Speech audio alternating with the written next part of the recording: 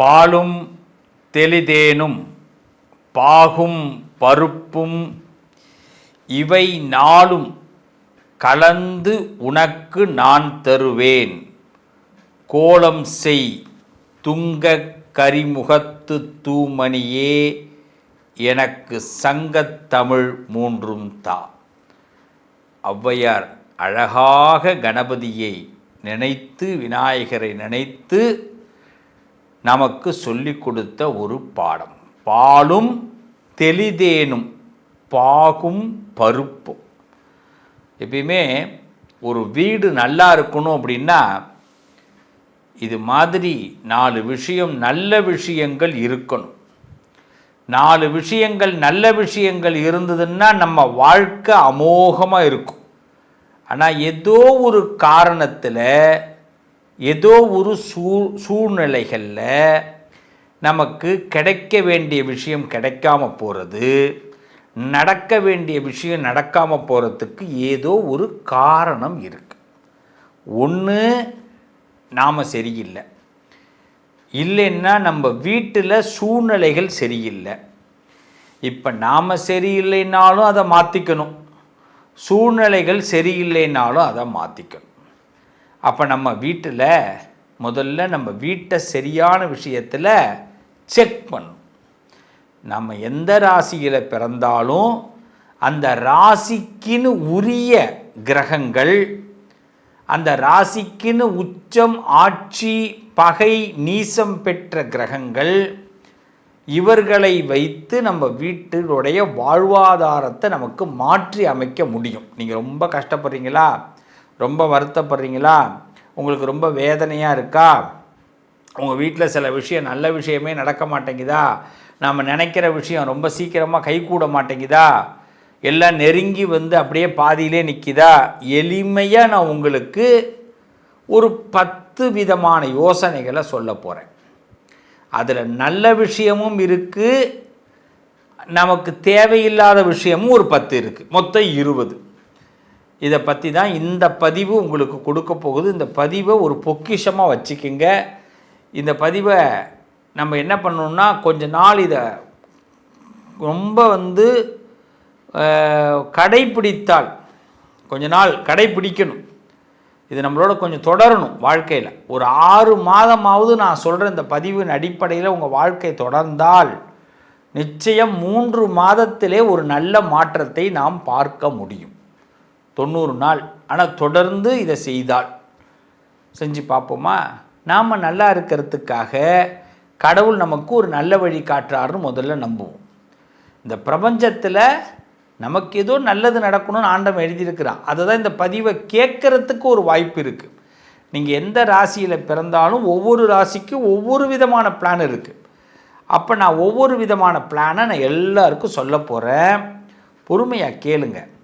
இதை தொடர்ந்து தொடர்ந்து இதை ஃபாலோ பண்ணணும். இதை தொடர்ந்து இந்த விஷயங்கள், முதல்ல 10 விஷயம் நல்லது, அதே 10 விஷயம் எது செய்யக்கூடாது, இந்த 20 விஷயத்தை நீங்கள் கண்டினியூ பண்ணால், அதாவது 100 ஆண்டுகள் நாம் நிம்மதியாக இருக்கலாம், நம்ம வீட்டில் சந்தோஷம் இருக்கும். அதான் நான் ஆரம்பிக்கும் போதே ஔவையாரை நினச்சி தான் ஆரம்பித்தேன். அதனால தான் பிள்ளையார் முதல்ல உள்ளே வந்துட்டார். நம்ம பிள்ளையாரை நினச்சாலே எல்லாமே நல்லாயிருக்கும். பாலும் தெளிதேனும் பாகும் பருப்பும் இவை நாளும் கலந்து உனக்கு நான் தருவேன்.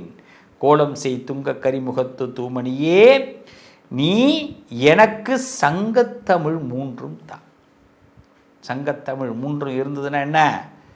நமக்கு இயல், இசை, நாடகம் நம்ம வாழ்க்கையில் நமக்கு நிறைய நன்மைகளை கொடுக்க போகுது. உண்டா? நம்ம வாழ்க்கை ரொம்ப சிறப்பாக இருக்க போகுது. நம்ம வாழ்க்கை எல்லாம் கலந்தது. இந்த கலந்ததை எப்படி பிரித்து வச்சுக்கணும், எப்படி சேர்த்து வச்சுக்கணும் அப்படிங்கிறத பார்க்க போகிறோம். வாங்க ஒவ்வொரு ராசிக்கும் உள்ள போவோம். பிரம்மாண்டத்தின் பொருளாக இருக்கக்கூடிய மேஷராசி நண்பர்களே, நம்ம வீட்டில் எதெல்லாம் இருந்தால் பணம் வரும், இதை பற்றி தான் பேச போகிறோம். எதெல்லாம் இருந்தால் நம்ம வீட்டில் பணம் வரும், பணம் தங்கும்.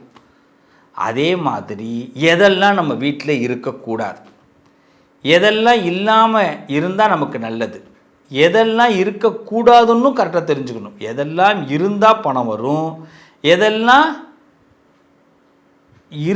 இருந்தால் பணம் வராமல் இருக்கும், இது ரெண்டையும் புரிஞ்சுக்கணும். அப்போ முதல்ல பாசிட்டிவ்குள்ளே போய்டும். முதல்ல மேஷராசி சூரியன் ஆதிக்கம் பெற்றவர்கள், செவ்வாயுடைய ஆளுமை திறன் கொண்டவர்கள். அப்போ இந்த செவ்வாயுடைய ஆளுமை திறன் சூரியன் ஆதிக்கம் பெறும் பொழுது உங்கள் வீட்டில் கண்டிப்பாக குத்து விளக்கு நீங்கள் ஏற்றி வைக்கணும். அதுவும் ஒரு குத்து விளக்கில் சிகப்பு துணி அதை கட்டியிருக்கணும். இதெல்லாம் உங்கள் வீட்டில் இருந்தால் பணம் வரும். ஒன்று ஒன்றா சொல்கிறேன். முதல்ல குத்து விளக்கு கண்டிப்பாக உங்கள் வீட்டில் விளக்கு ஏற்றணும். குத்து விளக்கு 5 முகம் குத்து விளக்கில் 2 முகம் ஏற்றினா போதும். ஒன்று கிழக்க பார்க்க, ஒன்று வடக்க பார்க்க. 5 முகமும் வெள்ளிக்கிழமை அன்னைக்கு ஏற்றுங்க, பௌர்ணமி அன்னைக்கு ஏற்றுங்க, 4 கிழமையில் ஏற்றுங்க. மற்ற நாளில் ரெகுலராக 2 முக குத்து விளக்கு, ஒன்று கிழக்க பார்க்க ஒரு திரி போடுங்க, பஞ்சு திரி, வடக்க பார்க்க ஒரு திரி. அதில் சிகப்பு துணி ஒன்று இந்த குத்து விளக்கில் கட்டிங்க. உங்கள் வீட்டில் குதிரை படம் கண்டிப்பாக வைங்க. 7 குதிரை படம் வச்சா ரொம்ப விசேஷம். அதே மாதிரி உங்கள் வீட்டில் பணம் வர்றதுக்கு விநாயகர் சிலை, இதை பாருங்கள், இந்த கட்டவரல் அளவுக்கு ஒரு விநாயகர் சிலை ஒன்று வச்சு வழிபாடு பண்ணுங்க மேஷ ராசிக்காரர்கள். அதே மாதிரி மஞ்சள் என்றைக்குமே பார்த்திங்கன்னா இந்த செந்தூரம்னு சொல்லுவாங்க, செம்மஞ்சள்னு சொல்லுவாங்க. இந்த செந்தூரம் மஞ்சள் தூள் இது ரெண்டையும் கொஞ்சம் மிக்ஸ் பண்ணிக்கலாம். மிக்ஸ் பண்ணி அது மாதிரி உள்ள அலங்காரத்தை அங்கே விநாயகருக்கு பண்ணுங்கள். செந்தூர கணபதின்னு சொல்லிட்டு சொல்லுவாங்க, பார்த்துருக்கீங்களா? உங்கள் பிள்ளையாருக்கு நீங்கள் செந்தூரத்தில் பொட்டு வச்சு வந்தால் ரொம்ப விசேஷம், உங்கள் வீட்டில் பணம் தங்கும். ஆனால் இப்போ இதெல்லாம் நான் சொல்லும்போது ஒன்று ஒன்றையும் செய்யும்போது பணம் வரணும்னு செய்யணும். குத்து விளக்கு அப்படி நினைக்கக்கூடாது. குத்து விளக்கு வைக்கும் போதே இந்த குத்து விளக்கு இருக்கிறனால நமக்கு பணம் வரும், பணம் தங்கும். குத்து விளக்குக்கு அந்த தண்டில் அந்த சிகப்பு துணி கட்டுறதுனால பணம் வரும், பணம் தங்கும். குதிரை படம் ஒன்று இருக்குது வச்சுருக்குறோம், பணம் வரும், பணம் தங்கும். அடுத்தது விநாயகர் சிலை ஒன்று வச்சுருக்கிறேன், பணம் தங்கும், பணம் கிடைக்கும், பணம் வரும். அடுத்தது அந்த விநாயகருக்கு இந்த செந்தூரத்தில் அலங்காரம் பண்ணுறேன், பணம் வரும், பணம், இதெல்லாம் நினைக்கணும். அடுத்தது உடற்பயிற்சி பொருட்கள் ஏதாவது ஒன்று வாங்கி வைங்க. சின்னதாக உடற்பயிற்சிக்காக ஒரு பொருள் உங்கள் வீட்டில் ஒன்று என்ன முடியுமோ உங்களுக்கு எடுத்து வைங்க. அது மாதிரி சூரிய ஒளி ஜன்னல் வழியாக உள்ளே வர மாதிரி பார்த்துக்குங்க. அப்படின்னா காலையில் என்ன பண்ணணும், கம்பல்சரி ஜன்னலை திறந்து வைக்கணும். காலை நேரத்தில் சூரிய கதிர்கள் வரக்கூடிய நேரத்தில் ஜன்னலை திறந்து வைக்கணும். அதே மாதிரி ஏதாவது நம்ம மெடல் வாங்கியிருப்போம், சார் எதுவுமே எங்கள் வீட்டில் மெடலே வாங்கலை, நாங்கள் என்ன பண்ணுறது அப்படின்னா, இன்றைக்கெல்லாம் மெடல் விற்கிது. ஒரு மெடலை வாங்கி வீட்டில் வைங்க. ஒரு கோப்பைன்னு சொல்லுவாங்க இல்லைங்களா, வெற்றி கோப்பை இருந்ததுன்னா அந்த கோப்பையை வெளிப்படையாக அதை கொண்டு அந்த எந்த ஷோவில் வைக்கிற மாதிரி ஷோகேஸில் வச்சிடலாமல் அது வெளிப்படையாக பார்வைக்கு இருக்கணும். அந்த கோப்பைகள் இருக்கிறது வெற்றி கோப்பைகள், அதை பார்த்தா காலையில் அந்த வெற்றி கோப்பையை பார்க்கணும். ஏதோ ஒரு மெடல் வாங்கியிருப்போம், நம்ம பிள்ளைங்க வாங்கியிருக்கோம், ஒரு பேரம்பேத்தி வாங்கியிருப்பாங்க, அதை வாங்கி மாட்டுங்க. அதுமாரி சிவப்பு அரளின்னு சொல்லுவாங்க, இந்த சிவப்பு பூக்கள் செம்பருத்தி பூன்னு சொல்லுவாங்க, ஒத்த செம்பருத்தி, சிவப்பு அரளி, இது உங்கள் வீட்டில் வளருங்க. அதுமாரி செப்பு கலசம், கலசம் எப்படி இருக்கணும், இந்த பித்தளை வேண்டாம், சில்வர் வேண்டாம், வெள்ளி வேண்டாம், தங்கம் வேண்டாம், செப்பு கலசம். அந்த கலசம் இவ்வளோண்டு ஒரு சின்ன கலசம் கூட வாங்கிக்கிங்க, அந்த கலசத்தை வீட்டில் வைங்க. அப்படி இல்லைன்னா செப்பு பாத்திரத்தில் தீர்த்தம் இருக்கணும் உங்கள் வீட்டில். அது மாதிரி ஏதாவது கால நேரத்தில் உற்சாகமாக ஒரு இசை, அல்லைப்பா யுத்தே அப்படின்னு கூட பாட்டு ஆரம்பிக்கக்கூடிய பாடல் வைக்கலாம். என்ன பாட்டு முடியுமோ இசை, அது மியூசிக் மட்டும் இருந்தால் கூட போதும். பாட்டு கேட்குறதுனாலும் அது வரலாம், உற்சாகமாக இருக்கணும், காலையில் டவுனாக இருக்கக்கூடாது. அது மாதிரி விஷயம் 10 விஷயத்தை செய்யுங்க, உங்கள் வீடு பணம் கண்டிப்பாக பெருகுங்க. ஆனால் உங்கள் வீட்டில் 10 விஷயம் இருந்தால் பணம் வரத்து இருக்காது. பணம் கண்ணாப்பினான்னு செலவாயிடும், பணம் தங்காது, உடம்புல சில பிரச்சனை வரும். அது என்னங்க 10, இதையும் பார்த்துருவோம். உடஞ்ச ஆயுத அலங்காரங்கள் இருக்கக்கூடாது. ஏதாவது ஒரு பொருள், சில வீட்டில் தந்தம் உடஞ்சிருக்கும், சில வீட்டில் பழைய படம் ஒன்று கிளாஸ் உடஞ்சிருக்கும். அதுமாரி சில வீட்டில் பார்த்திங்கன்னா பிள்ளைங்க விளையாடுற பொருட்கள் உடஞ்சி வச்சுருந்தா கூட அது திருப்பி ஷோகேஸில் வைக்கக்கூடாது. உடைந்த பொருள் எதையுமே அலங்காரமாக வச்சுக்காதீங்க. அது உடஞ்சிட்டுனா தூக்கி போட்டுரு. அது அந்த உடஞ்சதை பார்க்க நமக்கு எதுவுமே ஒட்டாது. அது மாதிரி பார்த்திங்கன்னா கோபமான விலங்கு படம் எதுவும் இருக்கக்கூடாது. புலி, சிங்கம், இது மாதிரி கோபமாக ஒரு அதாவது யானை கூட ஆசீர்வாதம் பண்ணுற மாதிரி இருக்கலாம், அது உக்கிரமாக இருக்கிற மாதிரி இருக்கக்கூடாது. அது மாதிரி கோபமான படங்கள் வைக்காதீங்க.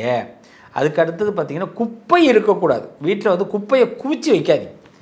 ரொம்ப சிம்பிளாக சொல்கிறேன். சில வீட்டில் பார்த்திங்கன்னா அப்புறமா அள்ளிக்கலாம் குப்பையை அப்படின்னு எல்லா மூலையிலும் குப்பை இருக்கும். முக்கியமாக பார்த்திங்கன்னா கிச்சனில் குப்பையை நிறைய பேர் அது எல்லாத்தையும் கொண்டு வந்து கிச்சனில் அழைச்சி வச்சுருவாங்க. குப்பை இருக்கிற இடமே பார்த்திங்கன்னா கீழே ஒரு பேப்பர் போட்டு அதுக்கு மேலே ஒரு பலாக்கட்டையோ ஏதோ ஒன்று, ஒரு ஸ்டூலோ ஏதோ ஒன்று போட்டு அதுக்கு மேலே அந்த குப்பை தொட்டியை வைக்கணும். அந்த குப்பை தொட்டியை என்ன பண்ணணும், நம்பர் 2 வேளை காலையில் சாயந்தரம் குப்பையை கொட்டுறதுக்கு முயற்சி பண்ணணும். முடிஞ்ச வரைக்கும் ட்ரை பண்ணுங்கள். குப்பையை சேர்த்து வைக்காதீங்க. அடுத்தது உங்கள் வீட்டில் அறைகள் இருண்டு இருக்கக்கூடாது. சின்ன 0 லைட்டு வோல்டேஜ் பல்பாவது போட்டு வைங்க. இல்லை இந்த ஜன்னல் திரையெல்லாம் இருக்கும், அந்த திரையை வந்து ஒதுக்கிட்டு ஜன்னல் வந்து மூடி இருக்கட்டும். அதுக்கு ஏதாவது காற்று வெளிச்சம் அது இருக்கிற மாதிரி பார்த்துக்குங்க. அதுமாரி உடைந்த கடிகாரம் தயவு செய்து வச்சுக்காதீங்க. ரொம்ப நாள் உள்ள கடிகாரம், உடஞ்ச கடிகாரம் உடஞ்சி போயிட்டு இதெல்லாம் அவசியம் வைக்காதீங்க. அதுக்கது பார்த்திங்கன்னா ஏதாவது சண்டை சத்தம், நிச்சயமாக மேஷராசிக்காரங்க வீட்டில் சீரியல் பார்க்கும்போது ஏதாவது சீரியல் பயங்கரமாக சண்டை நடக்குது. இன்றைக்கெல்லாம் பார்த்திங்கன்னா ஈவினிங்கில் கூட இந்த சில டிவிகள்லாம் காலையில் விவாத மேடைன்னு கூட நடக்கும். அப்போல்லாம் பார்த்திங்கன்னா சவுண்டை கம்மி பண்ணிங்க. சில விஷயத்தை கேளுங்க, தப்பு இல்லை, ஆனால் அந்த சவுண்டை கம்மி பண்ணிங்க. சண்டை வேண்டாம். இந்த சண்டையோட தாக்கம் நமக்கு பிரச்சனை உண்டாக்கிடும். நம்ம நிம்மதியாக இன்றைக்கி ராத்திரி சமைச்சு சாப்பிட்டு தூங்கலான்னு நினச்சிக்கிட்டு இருப்போம், சமைச்சிருப்போம், சாப்பிட்டுக்கவே முடியாது. அடுத்து வீட்டுக்கு விட்டு வெளியில் போவாங்க, கோபமாக வருவாங்க, எதிர்பாராத ட்விஸ்டிங்லாம் நடக்கும். அதனால சண்டை சத்தம் இல்லாமல் பார்த்துங்க. முக்கியமாக இந்த பழைய காலணிகள், செப்பல் பழசு ஒரு கட்டத்துக்கு பிறகு அது வேண்டாம், யாருக்காவது கொடுத்துருங்க. அது ரொம்ப நாளாக வச்சுருக்கிறது, அதுக்கே பார்த்திங்கன்னா சுவடுகள் வந்துடும், பழைய காலனியில் சுவடுகள் வந்துடும். அதுமாரி வந்துருச்சுன்னா அது தூக்கி போட்டுருங்க. மேஷராசிக்காரர்கள் அவசியம் இதை செய்யுங்க. அது மாதிரி உங்கள் வீடுகளில் மூளையெல்லாம் போய் பாருங்கள். எந்த மூலையில் இந்த வலை கட்டியிருக்கும் தூசி, அதுமாரி ஃபேனில் தூசி, இதெல்லாம் அவாய்ட் பண்ணிவிடுங்க. இது நல்லா தெரிஞ்சுங்க. உடஞ்ச கண்ணாடி கண்டிப்பாக வைக்காதீங்க. ஃபோட்டோலேயோ கண்ணாடியிலையோ சின்ன கண்ணாடி ஒரு இது வச்சுருப்போம், அது வந்து ஆடிக்கிட்டே இருக்கும். இந்த முகம் பார்க்குற கண்ணாடி அது ஆடிக்கிட்டே இருக்கும். அதுமாரி முகம் பார்க்குற கண்ணாடி, ஆடுற கண்ணாடி, உடஞ்ச கண்ணாடி வைக்காதீங்க. அடுத்தது உங்கள் வீட்டில் தயவு செய்து மங்கின விளக்கு, அப்படியே அதுவே உயிர் போகிற நிலைமையில் இருக்கும், டல்லாக இருக்கும், அதுமாரி விளக்கெல்லாம் தயவு செய்து வச்சுக்காதீங்க. இந்த 10 அவாய்ட் பண்ணுங்கள். நிச்சயமாக உங்கள் வீட்டில் இதெல்லாம் இருக்கக்கூடாது. இந்த 10 விஷயம், நான் முதல்ல சொன்ன 10 விஷயங்கள் உங்கள் வீட்டில் இருந்தால் பணம் வரும், பணம் தங்கும். பணத்தை தங்க வைப்பதற்கு என்ன பிளானுங்கிறத இப்போ சொல்லியிருக்கிறேன். இதை செஞ்சு பாருங்கள் என் உறவுகளே, மேஷராசி உறவுகளே. குடும்பத்தில் சண்டையும் வராது, சச்சரவும் வராது, பிரச்சனைகள் எல்லாம் விலகி ஒற்றுமையோடு உறவுகள் ஒன்றிணைவோம். நல்லது நடக்கும். செய்து பாருங்கள், நல்லது கண்டிப்பாக நடக்கும். இதெல்லாம் செய்வதற்கு முற்றிலும் முதல்ல கணபதியை வணங்குங்க. பிள்ளையார் உங்களுக்கு மிகப்பெரிய அனுகிரகத்தை கொடுப்பார். குழந்தைகளா, நல்ல விஷயங்கள் நடக்கும். இதை தொடர்ந்து அடுத்த வரக்கூடிய பதிவு இன்னும் நிறைய நல்ல விஷயங்களோடு நான் உங்களை சந்திக்கிறேன். என் அன்பு உறவுகளே, என்றைக்குமே ஆரம்பத்தில் ஒன்று பார்க்குறோம், நடுவில் ஒன்று பார்க்குறோம், இதுதான் ரொம்ப முக்கியம். End climax. நம்ம வாழ்க்கை ரொம்ப நல்லா இருக்கணும் அப்படின்னா வீடு சுத்தமாக இருக்கணும், மனசு சுத்தமாக இருக்கணும். நம்ம மனசில் எந்த சிந்தனைகள்லாம் இருந்தால் ரொம்ப நல்லா இருக்கும் அப்படின்னா, நமக்கு பிடிச்ச மாதிரி யாருடைய கட்டாயமும் இல்லாமல் நம்ம எந்த அளவுக்கு சுதந்திரமாக இருக்கிறோமோ அந்த அளவுக்கு நம்ம வாழ்க்கை நல்லாயிருக்கும்.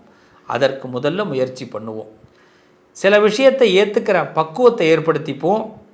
எல்லாம் ஒரு நாள் மாறுங்கிற நம்பிக்கையை வளர்த்துப்போம். அதை விட்டுட்டு எல்லாத்துலேயும் பாதியாக நம்ம வாய் வைக்கக்கூடாது. சில பேர் பார்த்திங்கன்னா, ஒரு கடவுளை வழிபாடு பண்ணுறதா இருக்கட்டும், ஒரு விஷயத்தை ஃபாலோ பண்ணுறதா இருக்கட்டும், 10 நாள் தான். ஸ்கூல்லேயே கிளாஸ்லேயே பிள்ளைங்களை போய் சேர்த்து விட்டால் 10 நாள் தான் ஒரு கிளாஸுக்கு போவாங்க, அடுத்த 10 நாள் போக மாட்டாங்க. நம்ம ஒரு வேலைக்கே போனால் 10 நாள் தான் டிப்டாப்பாக போவோம், திடீர்னு ஒரு நாள் அழுக்கு ட்ரெஸ் போட்டுன்னு போவோம். என்றைக்குமே ஒரே டிப்டாப். என்றைக்கு வெற்றியாளர்கள்லாம் ஏன் நல்லா இருக்கிறாங்க, அவங்க என்றைக்குமே ஒரே மாதிரி இருக்காங்க. வெற்றி பெற விரும்புபவர்கள் ஒரே மாதிரி இருக்க மாட்டுறாங்க, அதனால தான் வெற்றி கிட்ட வர மாட்டேங்குது. நம்ம பணம் வரணும், பொருள் வரணும், புகழ் வரணும், வெற்றி வரணும், ஒரே மாதிரி தான் இருக்கணும். நான் சொன்ன விஷயத்தை 90 நாள் கண்டிப்பாக முயற்சி பண்ணுங்கள். நிச்சயம் உங்களோடு சேர்ந்து நானும் முயற்சி பண்ணுறேன். நம்ம எல்லாரும் சேர்ந்து முயற்சி பண்ணுவோம். மிகப்பெரிய ஒரு பொருளாதார சூழ்நிலைகளை, உயர்வுகளை நாம் உண்டாக்குவோம். நம்மக்கிட்ட வரக்கூடிய பொருளாதார இழப்புகளை தவிர்ப்போம். நாம் மனசு வச்சா நடக்குங்க. நம்ம மனசை முதல்ல ஒருநிலைப்படுத்துவோம், எல்லாரும் சேருவோம். உங்களுக்கு நல்ல மனசு இருக்குது, அந்த நல்ல மனசுக்கு நல்ல வார்த்தைகள் உங்கள்கிட்டேருந்து கண்டிப்பாக வருங்க. ஒரு மனுஷன் வாழ்க்கையில் நல்ல எண்ணம், நல்ல சுத்தமான சுகாதாரமான சுத்தமான இடம், தர்ம சிந்தனை, தர்மம், இறை நம்பிக்கை, இந்த 4 இருந்ததுன்னா கண்டிப்பாக செழிப்பு, மன அமைதி தானாக வரும். நம்ம வாழ்க்கையில் எல்லார் வீடுகள்லேயும் அதிர்ஷ்டம், பணவரவு, மன நிம்மதி நிரம்ப கண்டிப்பாக அமையும், நிறைய கிடைக்கும். இதற்காக நானும் உங்களுக்காக பிரார்த்தனை பண்ணுறேன். கண்டிப்பாக இந்த பிரார்த்தனைகளை நீங்களும் பங்கெடுத்துக்குங்க. நம்புகிறவங்க உங்கள் வாழ்க்கையில் அதிர்ஷ்டம், பணவரவு, நிம்மதி கிடைக்கணும், நிரம்ப கிடைக்கணும்னு கமெண்ட்டில் சொல்லுங்கள். கண்டிப்பாக நானும் நீங்களும் ஒன்றிணைந்து இந்த ஒரு விஷயத்தை நாம் சந்திக்கிறோம். எல்லார் வாழ்க்கையிலையும் நாம் எல்லோரும் கோடீஸ்வரன் ஆகிறோம். 90 நாள் கண்டிப்பாக உறுதியாக நாம் இந்த விஷயத்தை ஹேண்டில் பண்ணுறோம். செய்வோமா? செய்யுங்க, நல்லது நடக்கும். உங்கள் அதிர்ஷ்டத்திற்கான தீர்வு: கல்வி, பதவி, யோகம், தொழில் வளர்ச்சி பெருக, ஜாதகம், வாஸ்து, திருமண பொருத்தம் பார்க்கவும், பிரசன்னம் கேட்கவும். Positive line doctor Sivashri Manikanda Sivam. தொடர்பு கொள்ள வேண்டிய வாட்ஸ்அப் எண் 7904137178.